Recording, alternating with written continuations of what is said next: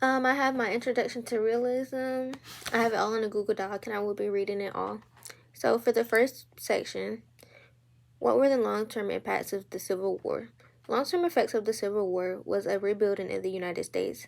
Immigration populations rose, which provided labor and caused wages for blue and white collar workers. And forms of leisure activities for the working class were created, like amusement parks, dance halls, and more. However, capitalism caused great risk like financial panics and market crashes later. Question number 2. What was the Homestead Act of 1862?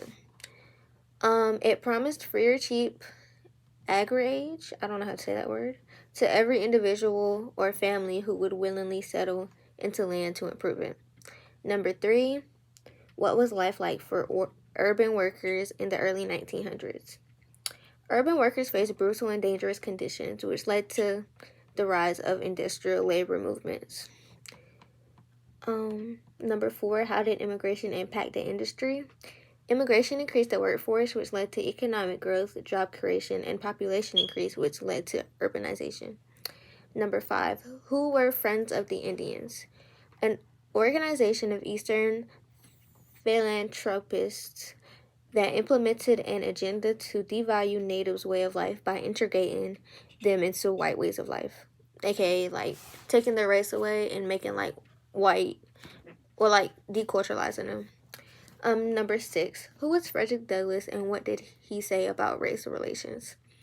He was an advocate for African American equality during the Reconstruction. He stated, "Men talk of the N-word problem," and he declaimed, "There is no N-word problem. The problem is whether the American people have honesty enough, loyalty enough, honor enough, patriotism enough to live up to their own constitution." So basically, he was saying like black people aren't the problem. The problem is like American people, and if they want to stand up for what's right. Number 7, explain commercial publishing in post-Civil War. Commercial publishing focused on different segments of the literary marketplace. It was more specialized to excite the public and increase sales. Number 8, what is realism? And number 9, who were literary naturalists? Number 8, realism can be applied to, wait, is that the question? I'm sorry. Yeah, what is realism? Realism can be applied to many literary projects, but is most commonly used to refer to literacy fiction that was rooted in the observation and documentations of details of everyday life. And number 9, they were writers who focused on the study of how humans adapt to environmental conditions. Okay, the second section, about the Mallard's marriage. For number 10, what is the title of the story? Why is it important? The Story of an Hour is the title. It's important because it foreshadows the fact that Mrs. Mallard is going to die soon. Number 11, describe the Mallard's marriage. They had a toxic marriage, in my opinion. She often alludes to the fact that she may be happy of his death, or that she only loved him sometimes. It's stated throughout the story multiple times. She also stated there would be no powerful will bending hers in that blind persistence, which implies her husband controlled her. And then throughout the story, she also is kind of having an inner dialogue, fighting herself on if she really loves him or if she's glad he's gone. Her reaction to her husband's death, question 12, is unlike what you might expect, because unlike most women who hear about the death of their husband, she instantly accepted his death and started crying instead of, staying in disbelief, oh, you're wrong, it can't be him, he didn't die. Instead, she instantly accepted and started crying. Number 13, what role did Josephine play in the story? Josephine is her sister. She's the one who tells Louise of her husband's death. She's also the one to try to bring her downstairs and possibly, what I inferred from the story, get her out of the house and take her away before she can discover and find out that her husband is in fact alive. So maybe she was trying to help her escape the marriage, trying to scheme a way for her sister to get out of the toxic marriage. Number 14, describe the scene where she goes upstairs. So she goes up the stairs and sits in a chair next to the window, where she blankly stares and contemplates how she feels about her husband's death. While she is alone, she experiences turmoil. She does not know if she wants to grieve her husband or if she wants to be happy of his death. She cannot come to a conclusion if she truly loved him, so her grief is being shown in ways that may be confusing. Number 15, explain the irony at the end. Does she die of joy that kills? Are the doctors right? No, they're not right. We see her inner dialogue, and we see that her marriage was not a happy one, like everyone assumes. So when she sees her husband alive, they may think it brought her joy, but we as the reader know that his death brought her the thought of freedom. So seeing him may have killed her out of fearness or sadness, and it's ironic because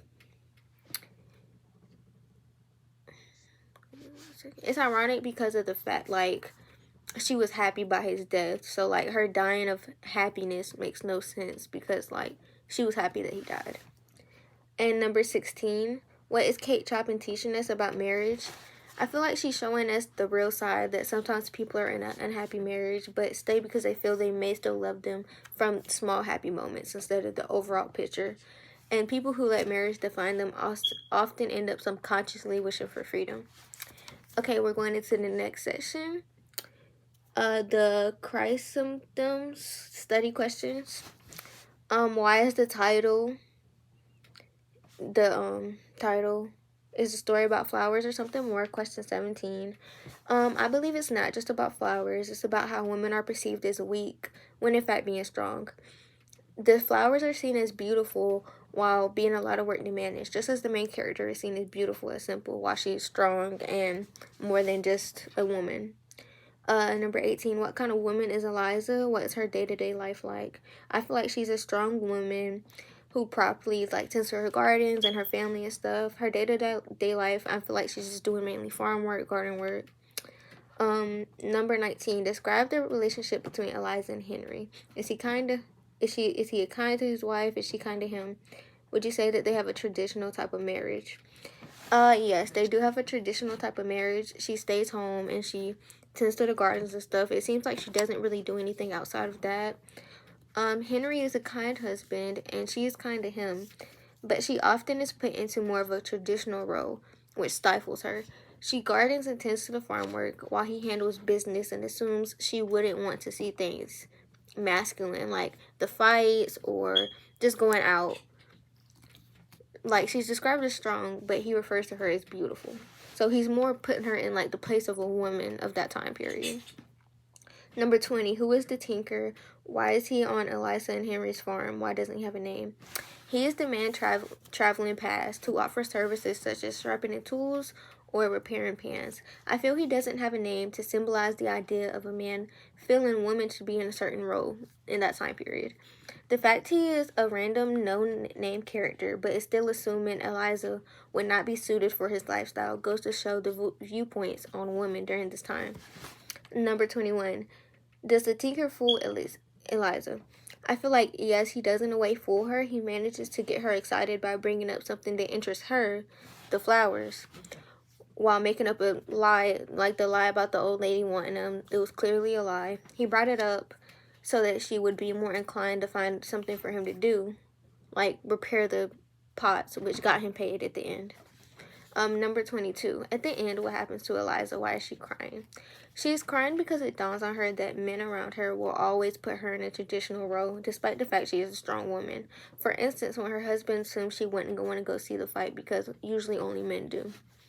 Number 23. What is the theme for this story? I feel like the theme is that you can be strong but still be cast into stereotypes. I feel like it's the theme because the story shows that even though Eliza is a strong character, people around her still put her into the role of a woman and assume she is not fit for stuff a man is. This is the study questions for the story of the Bad Little Boy now. Number 24. How would you describe Jim's character?